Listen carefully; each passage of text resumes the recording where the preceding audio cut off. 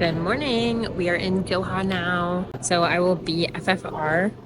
I'm so tired. It's hard to do the cruise thing because you have like 8 hours in the country. But I curled my hair today, and today's OOTD is thrifted mom scarf, thrifted pants, capris, shoes from Amazon, purse from Amazon. And although I don't know if capris are in right now, I feel like trends aren't made by waiting for validation from others, so I'm just gonna do it. My hair's kind of eating though. I use a regular curler because Dysons don't work abroad, like a heated curler. I did a little bang situation, but hairspray always makes my hair really frizzy, and it's windy today. Fix my hair up a little bit. So I woke up at 5:30, and we're doing a guided tour today. And my mom didn't realize that the clock set back an hour, so I ended up getting up even earlier than I could have. Yay. So the first thing that we did is head to the Doha Islamic Art Museum, which, fun fact, was built actually by the same architect of the Louvre in Paris. And also one of his requirements was that you didn't have buildings surrounding it. So what the Qatari people did is actually create a man-made island for this specific museum so that they wouldn't build anything surrounding it and they could follow the architect's wishes. It was really pretty, right on the water. All of the boats right next to the Islamic Art Museum reminded me of Pirates of the Caribbean, so that was really interesting. We also drove by the palace in Qatar, so that was also cool. And additionally, a lot of what we saw had to do with soccer because evidently Qatar hosts the FIFA World Cup vibes frequently-ish.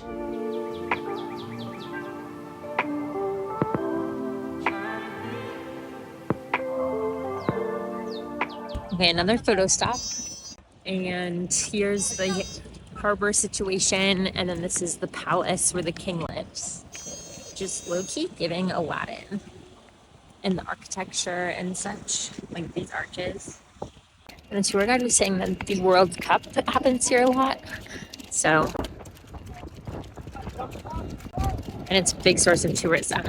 It is way too windy outside, so I am back in the bus after this photo stop, and I'm going to start the second Harry Potter book because I finished the first one yesterday. So I got this big bag because I wanted to have something that could carry my books so I could read on the subway, but I've never been a reader when I'm like touring, but it's actually nice because you end up waiting in a lot of lines and stuff. So here we go. Everything designer, that's on me. That's why when I walk, looking like you, just trying to fuck. Yeah, this trip got you in heat. It's jumping, baby girl, hop on this D. Yeah, you know that I'm on beat. All these trips got you happy. In the cultural village, we visited one of the mosques, and as per usual, it's customary to cover everything, including your hair, knees, shoulders, etc. So we did that. So I feel like such a big part of traveling is having a local cuisine. So I'm gonna rush over to Qatari restaurant to get food. Oh, wait, it's called Kamachi, but it's Qatari food. JK, we don't have time, but I've been smelling this chai from like miles away and I want to try it. And it has really good reviews, 4.7 stars at Chocolate. So I thought that what I was smelling was chai, but in reality, it's actually Arabic coffee that I was smelling. So the place that I ended up going to that had such high ratings was an Arabic coffee place, but I generally don't drink caffeine. So I tried a little sip of it. It was definitely very good, quite bitter, but it has a really strong smell. And then we spent the rest of the time looking at the snacks. I had a little chocolate snack. We drove into this port area.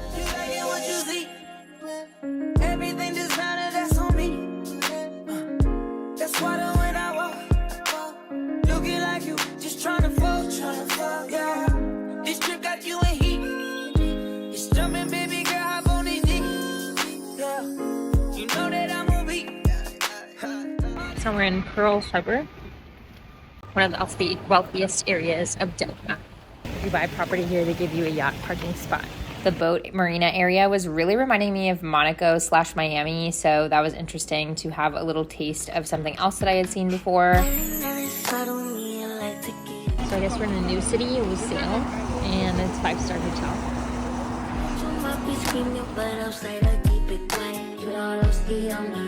There were people taking wedding photos in front of this 5-star hotel, and of course my mom and her friends had to stop to take photos as well. The thing about Chinese tours is the pace is so fast. It's a lot of picture taking moments because they try to fit in everything, and it's just for a sec. So that hotel was a Fairmont, by the way. About $300 a night, it looks like. We're in Doha. It's 12:30. We're finally gonna eat. I'm honestly wilting from jet lag. I need you to get the fuck on my space. Replacements on the way, please don't play. Pussy spin like a great escape. I need a new trick, gold eyes don't change. I'm fucking, I ain't making love no more. Got a new bitch, what the fuck you crying for? I'm moving service calling. There were a lot of hawks in this area as well. So while we were looking for a place to eat for lunch, we shopped a little bit around the area of the Golden Thumb, which is apparently famous in Qatar. We had this interesting dessert, which was like cheese, katafi, and pistachio vibes. It was definitely very good. Kind of like baklava, but with cheese, maybe minus a little bit of honey. Cheese with, and then a baklava. The soufrat au lolo. And then we ended up going to this restaurant to get this big breakfast plate, which I saw all over the UAE, Qatar, and Bahrain. They would always serve breakfast plates regardless of what the actual advertised cuisine was. And I really liked the vibe of the breakfast plates because I felt like it gave you a lot of different options, and I love to have a lot of different options.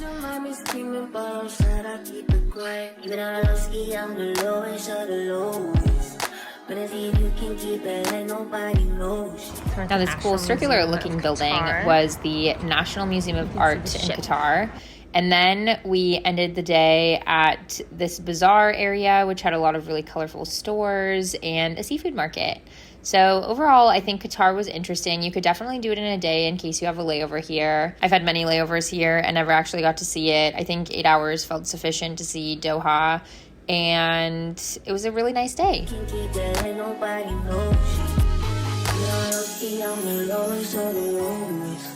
Believe you can keep it, nobody knows it.